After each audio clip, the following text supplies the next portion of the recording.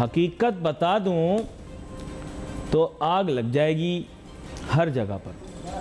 हकीकत ये है कि पाकिस्तान की मईशत को बचाने का सिर्फ एक तरीका दिखाई देता है मुझे, वो ये है बैरूनी सरमायाकारी, फॉरेन इन्वेस्टमेंट। अगर आप चाहते हो, देखो ये सारे जो है ना मामलात, नाच नाच नाच मेरी रानी, हमारे पास फ़लाँ वसाइल हैं, हमारे पास फ़लाँ वसाइल हैं, हम कुदरती वसाइल से माला माल हैं, ये है वो है, 5 दरिया, ये सब कहानियाँ हैं। अगर तो आप दियो मलाई कहानियों पर बिलीव रखते हो तो आप लगे रहो कि हमें किसी की ज़रूरत नहीं साहब, हमारे पास क्या है, तेल भी है, गैस भी है, सोना भी है, चांदी भी है, लोहा भी है, पानी भी है, ज़राअत भी, ये सब डिस्को ड्रामा है। ऐसा कुछ भी नहीं। आपके पास इस टाइम पर, मैं रियलिटी बता रहा हूँ, टगा कुछ नहीं है। अगर होता ना और आपके यहाँ जगह जगह पर सोना निकल रहा होता जितना आप बता रहे हो, तो यकीन करो इस वक्त सारी दुनिया पाकिस्तान में बैठी उस सोने को तलाश रही होती। सच बात यह है कि आपके पास कुदरती वसाइल हैं नहीं, ज़राअत में आप खुद कफील हैं नहीं, आपके पल्ले इस टाइम कुछ भी नहीं। इसीलिए सीपेक के ऊपर इतना नाच गाना हो रहा है, क्योंकि यही एक ज़रिया है जिससे मुल्क का सिस्टम चलेगा।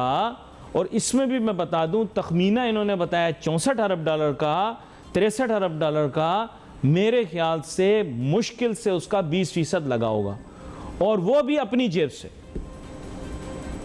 ये बिल्कुल वैसी खुशी है जैसे बेटी की शादी की खुशी होती है। बेटी की शादी होती है, लोग कितना खुश होते हैं, खुश होते हैं ना, होते हैं ना खुश। हाँ, बेटी की शादी पे सब लोग खुश होते हैं, लेकिन नोटू अपना ही खर्च हो रहा होता है उसमें। इसी तरह सीपेक पर हम बहुत खुश हैं, लेकिन नोटू हमारा अपना ही खर्च हो रहा है, अपना खर्च हो रहा है, हम खुश हो रहे हैं।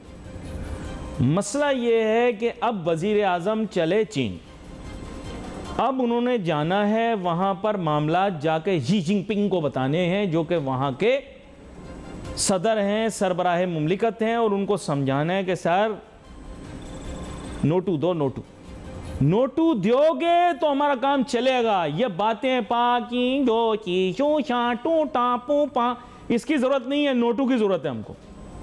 और मुझे यकीन है कि माजी में भी हमारे हुक्मरान जितनी दफ़ा गए हैं, चाहे जरदारी साहब, नवाज शरीफ साहब, इमरान खान साहब, शहबाज शरीफ साहब, इन सब ने जाकर चीन को यही समझाया कि भाई नोटू दो, नोटू। अब प्रॉब्लम यह है कि चीन नोटू देने से घबराता, हमें गाने बजाता है, हमसे भी बजवाता है गाने, लेकिन बात यह है कि नोटू सही से नहीं देता। ये लोन की सूरत नहीं चाहिए हमें, ये हमको वैसे ही चाहिए नोटू जैसे हमें बैरूनी ताकतों से नोटू मिलता रहा है। हमारे मुल्क को फॉरेन इन्वेस्टमेंट चाहिए, और उससे हमारे मुल्क के माशी मसाइल काफ़ी हद तक कम हो जाएंगे। अब आप सोचेंगे कि हमें फॉरेन इन्वेस्टमेंट आएगी तो कहाँ से आएगी? देखो, आपका ख्याल है कि चाइना देगा, मैं भी पूरी उम्मीद हूँ कि चाइना पैसे देगा, लेकिन अब जानते तो हो ना, आपको पता है सिर्फ उसके पैसों से तो हमारा काम नहीं चलेगा, हमें और पैसे भी चाहिए होंगे। इसीलिए वज़ीर आज़म शहबाज शरीफ साहब भरपूर कोशिश कर रहे हैं कि सऊदी अरब ने जो हमारे साथ कमिटमेंट की है 10 अरब डॉलर की ऑयल रिफाइनरी लगाने की, वो काम भी शुरू हो जाए।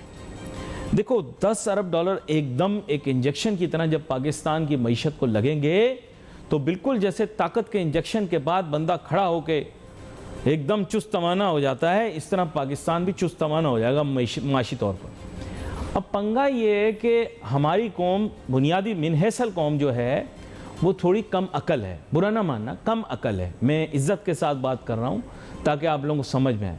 जिससे नोटू मिलना होता है ना, उससे 10 दफ़ा बंदा सलाम करता है। अब हमें सऊदी अरब से नोटू चाहिए तो हमें हर चौक चौराहे पर उसे सलाम कर, सलाम सर, बार बार आपको सलाम करना है ताकि वो 10 अरब डॉलर दे। आप लोग सोशल मीडिया के ऊपर पागलों की तरह उल्टी सीधी बातें करना शुरू कर देते हैं, और अरब लोग नाक पे मक्खी नहीं बैठने देते। तो उनको ज़रा सा भी आपने खफा किया ना, तो वो आपको मुंह भी नहीं लगाएंगे। तो आता पैसा घर घर आती लक्ष्मी, घर आते पैसे जो हैं वापस चले जाएंगे। अल्लाह माफ़ करे, नौजुबिल्लाह गलत निकल गया मुंह से। तो पैसे आ रहे हैं घर में, आने दो नोटू। ये एक काम करना है, 10 अरब डॉलर यहाँ पर ले आए ऑयल रिफाइनरी में। अब तेल कहाँ से आएगा?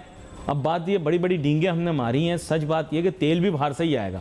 तेल अपन के पास कोई नहीं, तेल बाहर से ही आएगा। उसकी वजह ये है कि तेल तो भाई हमारे पास बड़ा इजी रास्ता है। देखो तेल पाकिस्तान में नहीं मिलता, लेकिन जहाँ मिलता है वहाँ पे हमारा डाकखाना मिलता है।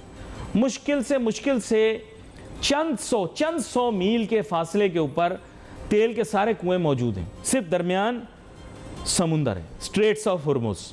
जिसने भी तेल यहाँ से लेकर जाना है उसने भी यहाँ पाकिस्तान के सामने से गुजरना है, जिसने लाना है उसने भी यहीं से गुजरना है। स्ट्रेट बात कर रहा हूँ आपसे।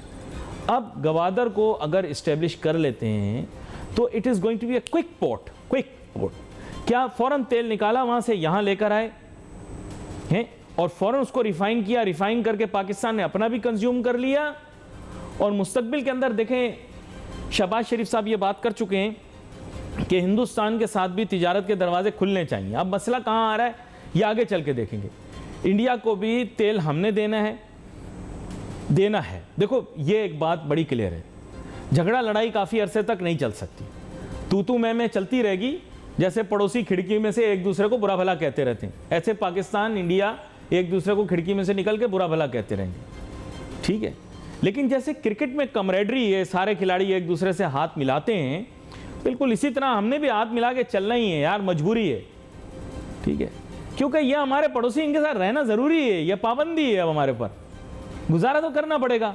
अब तेल इनको भी बेच सकते हैं, ये मार्केट है। अफगानिस्तान के पास तो कोई और जरिया नहीं, या तो वो ईरान से तेल पकड़ेगा या फिर हमसे घूम घुमा के ही आएगा। वैसे तो वो ईरान से पकड़ लेगा तेल, लेकिन बुनियादी बात यह है कि वहाँ पर एक बहुत बड़ा कंडुइट और है जहाँ से हम तेल ले भी सकते हैं। और पाकिस्तान अभी वहाँ पर भी नेगोशिएशन कर रहा है। कहाँ पे? वो वाखान, मैंने आपको बताया था। पाक स्टडीज़ के अंदर जो बात कर रहे हैं ना, क्लियर बात नहीं कर रहे। असल में एक प्लेटो है, उसका नाम है वाखान प्लेटो। अफगानिस्तान और पाकिस्तान के दरमियान, ये आपने देखा होगा, एक बारीक सी चोंच बीच में निकली हुई है। देखा कभी पाकिस्तान अफगानिस्तान का नक्शा? उसमें एक चोंच निकली हुई है। वो अफगानिस्तान की ये चोंच निकली हुई है ना, हम बोल रहे हैं ये चोंच हमें दे दो। उसको कहते हैं वाखान प्लेटो है वो, वाखान कॉरिडोर भी कह सकते हैं। ये अगर हमें मिल जाता है, ये लोग एग्री कर जाते हैं अगर, तो बाबा हमारा परफेक्ट काम हो जाएगा। यहाँ से CIS स्टेट्स के साथ डायरेक्ट रब्ता। ये ऐसे ही हमें असल में पाक स्टडीज़ की किताब में बड़ी नॉनसेंस लिखी हुई है। पहले नवाज शरीफ साहब से गुजारिश की थी, फिर इमरान खान साहब से गुजारिश की थी, अब शहबाज शरीफ साहब से गुजारिश करूँगा कि सर पाक स्टडीज़ की किताब में तो जोग्राफिया भी गलत लिखा हुआ है, जोग्राफिया तो ठीक करवा दें।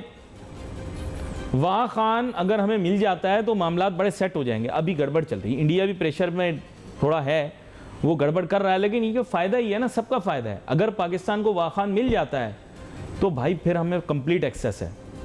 फिर अच्छा, अब बात ये, this is just the first step. नोटू जैसे मैंने आपको बताया, चाइना इतने देगा नहीं, हम जाके बात करके आ जाएंगे। वो बेटी की शादी वाली बात होगी कि हम खुश बहुत होंगे अपने खर्चे पे। हमें चाहिए नोटू, हमें देंगे कौन? जिनके पास है। वेस्ट के पास नोटू बहुत है, यूरोप के पास नोटू बहुत है, रशिया के पास है, लेकिन आप ले नहीं सकते हो। आपने लिया तो आपकी IMF से बिगड़ जाएगी, IMF से बिगड़ गई तो फिर अपनी हालत आपने देख ही ली थी। रशिया को तो नाम भी नहीं लेना कहीं गलत, रशिया को तो नाम लेना ही नहीं है कि रशिया से कुछ लेना है। रशिया से तो बात भी नहीं करनी, मैं सही बात बता रहा हूं। अगर आपको नोटू चाहिए, रशिया का नाम जुबान पे नहीं लाना कि हम रशिया से तेल लेंगे, हम रशिया, बिल्कुल बोलना ही नहीं है रशिया का नाम। बिल्कुल ऐसे बिहेव करना है जैसे उनसे हमारा कोई ताल्लुक नहीं। नोटू मिलेगा वेस्ट से मिलेगा, नोटू यूरोप देगा, बरे आज़म अमेरिका देगा, बरे आज़म यूरोप देगा। और अरब का जो इलाका है ये हमें बहुत पैसे दे सकते हैं, लेकिन इनको इशारा होना चाहिए और इनकी बहुत सारी बातें माननी पड़ती हैं। हम बातें मानते नहीं हैं, हम कमज़र्फ हो जाते हैं। देखो इनके लिए हमें 10, 20, 30, 40, 50 बिलियन डॉलर देना कोई बड़ी बात नहीं अरब ममालिक के। मोहम्मद बिन सलमान अगर इतना बड़ा प्रोजेक्ट बना रहे हैं, न्योम के नाम से बना रहे हैं ना, पूरे सऊदी अरेबिया के अंदर आप देखें एक लकीर से उसको जोड़ेंगे, एक शहर बना रहे हैं लकीर के जैसा, लंबा सा शहर, दी लाइन उसका नाम, न्योम, नया शहर। अब बुनियादी बात यह है कि वहां पर जब billions of billions of dollars लगा देंगे तो पाकिस्तान को चंद अरब डॉलर देना उनके लिए क्या बड़ी चीज़ है, कोई बड़ा मसला नहीं। आपने अगर अपनी मईशत को बचाना है तो आप इनसे पैसे ले सकते हो, यूरोप से पैसे ले सकते हो, बरे आज़म अमेरिका से पैसे ले सकते हो। अगर इन तीन के साथ सही बनाकर चलनी है तो पैसा अच्छा आएगा।